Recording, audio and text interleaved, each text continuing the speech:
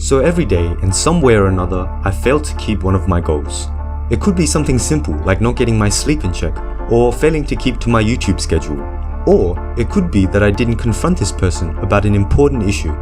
That's okay though. We shouldn't expect a 100% success rate at everything we do, but we should expect to get better at it. So, what small change can you make to help achieve your goals? Well, in psychology, there's one tip that stands out in terms of uniqueness and the amount of scientific backing. It's called implementation intentions, aka the if-then plan. Here's how it goes. Normally, when we have a goal, we tend to think about it like this. I want to achieve X. So I want to be healthier, or I want to have more money. The implementation intention is only a small tweak to this. It goes, if situation Y happens, then I will do X. So if it's 7 AM on Monday, then I will jog outside for 30 minutes.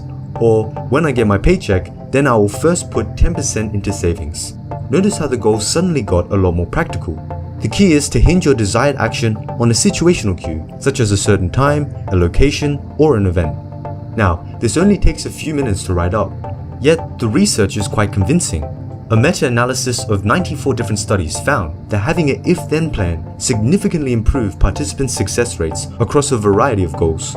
Just to name a few, it's helped people exercise more, be more environmentally friendly, and better cope with fear. I've linked these studies in the description below. Surprisingly, it even helps drug addicts who have withdrawal to focus on everyday tasks. But why does it work? Well, for one, the if-then plan means that you're now looking out for situational cues. As a result, you become more aware of opportunities in your surroundings. But most importantly, this plan guides you at your critical moments. These are the times when you need to just do it, like when you wake up and are deciding between going back to sleep or heading out to gym. Here, the implementation intention gives a very clear, very straightforward direction. It's 7 AM, so you have to exercise.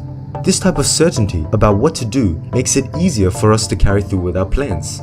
Now, there are 3 ways of making the if-then plan more effective. Firstly, be specific and realistic about the cues and behaviors in your if-then plan.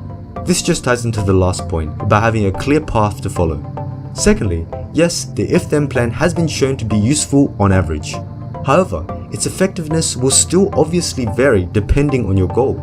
For example, there's lots of evidence that it helps with exercise goals. However, it's not so helpful at breaking bad habits. So, Google implementation intention plus your goal to see what the evidence looks like. But the best thing you can do is to pair them with coping plans. Coping plans are the specific things you plan to do when you encounter an obstacle. In fact, they follow the exact same format as an if-then plan. If obstacle Y occurs, then I will do X to overcome it. So let's say your goal was to exercise more. One of your coping plans might be, if I'm feeling tired, then I only have to force myself to step outside in fitness gear. What's great about it is that it forces us to be realistic and figure out what obstacles we'll eventually have to deal with.